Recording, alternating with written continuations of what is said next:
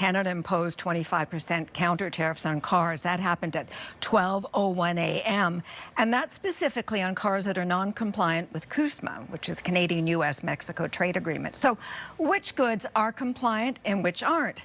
CTV's Adrian Ghobrial takes on this angle. And Adrian, is the answer complicated or straightforward? Sandy, I'm going to do my best to make this as clear as possible. As you just shared, today, Canada fired back with 25% retaliatory tariffs on U.S.-produced vehicles. Now, the Canadian approach differs from the American tariffs that were launched across the board last week by U.S. President Donald Trump. Here's how.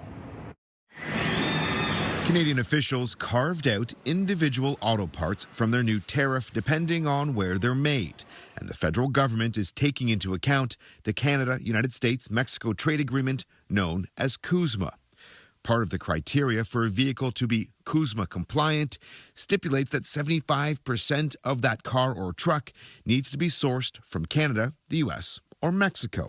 Imported U.S.-made vehicles that are compliant with CUSMA will only face tariffs on the contents of the car or truck that aren't made in Canada or Mexico, which will lead to a percentage of the tariff on some vehicles being reduced. It might be 20%, might be 15%.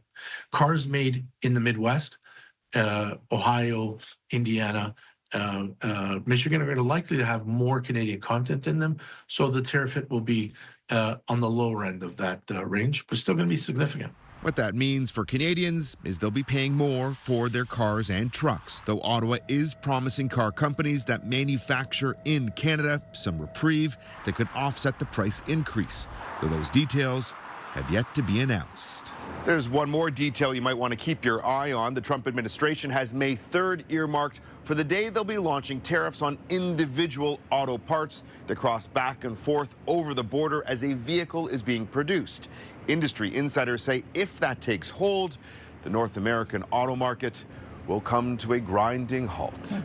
Sandy. CTV's Adrian Ghobrial.